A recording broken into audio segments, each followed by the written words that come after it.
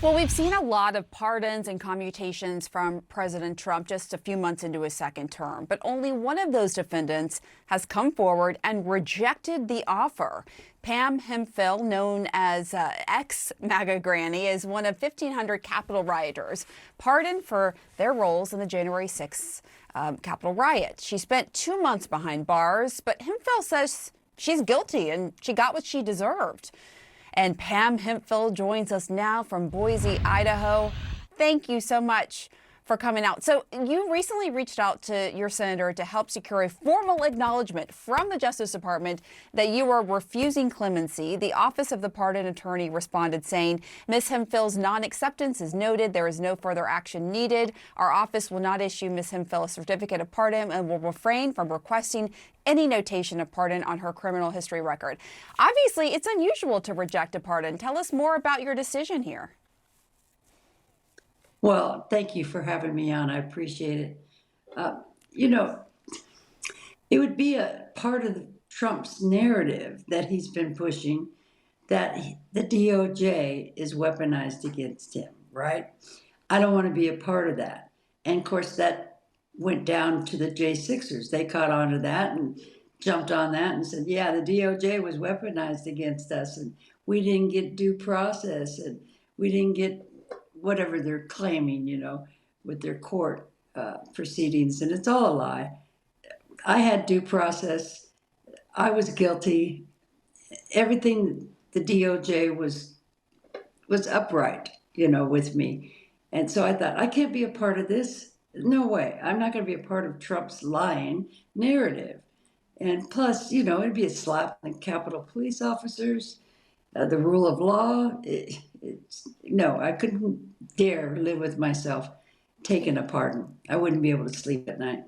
You mentioned the Capitol police officers. You went inside the Capitol building that day. I believe we have some pictures. You told us that you were being trampled on by your fellow rioters and that Capitol Police, here we go, you're right here, actually helped save you. Clearly, you've done a 180 since that day. Tell us about how you ended up in the Capitol building to now rejecting Trump's pardon. What led to your revelation? Well, actually, it didn't start for me till after I was out of prison. It wasn't like a one-night white light experience. I had started a J6 space. I had them in my space on Twitter, now X, and they were playing the victim role. And I thought, why are they supporting the ones, though, that had injured and attacked officers? So I just discovered one lie after another. And I thought, this narrative is false. It's not true.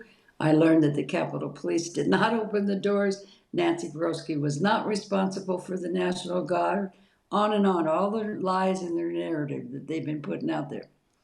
So I thought, this is insane.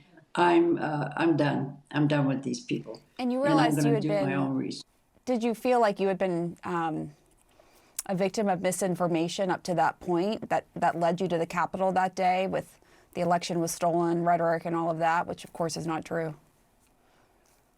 Absolutely. It wasn't misinformation, though. It was disinformation. That's right. 100%. Everything I've researched, that they lie about everything. And they're just following the footprints of Trump. It all goes back to Trump. They're coming after me, but they're really coming after you and scared everybody. And they've lost their critical thinking. And I didn't realize a president could ever become a cult leader. And I realized from Stephen Hansen, he wrote the book, The Cult of Trump, that I was in a cult. This was an actual cult.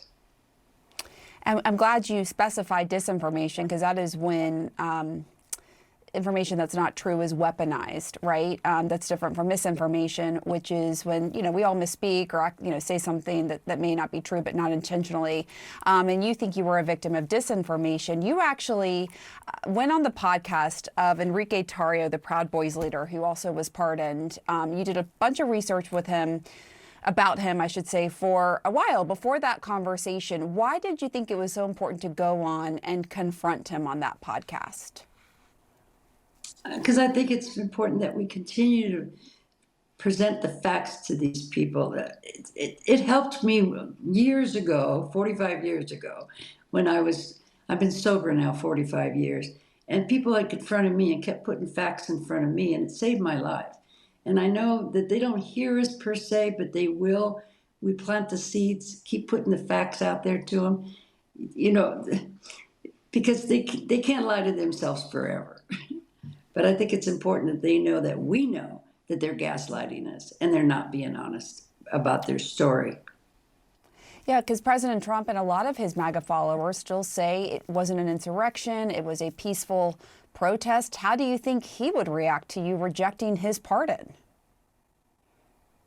Oh, he'd probably say, get her back on probation and give her a terrible PO. You weigh her every day, that ungrateful lady. Uh, Are you but worried? no, I wanted to finish my probation. No, not really. I do like to finish my sentence to honor my judge. Do you worry though a pardon can make things easier in terms of getting certain types of insurance once you leave jail and kind of clear out the red tape? Do you worry that you're rejecting something that could help you make your life easier now? No, being honest and pushing back on Trump. Uh, no, there's nothing I could lose. No, and it doesn't matter. The cost of continuing to lie or be dishonest with yourself is not worth it. It's not worth them. Anything they want to do to me, it's okay. I'm not worried about nothing. Pam No. Hemphill, thank you so much for coming on the show and sharing, your experience and why you're rejecting this pardon. We really enjoyed having you. Oh, thank you very much. All right, take care.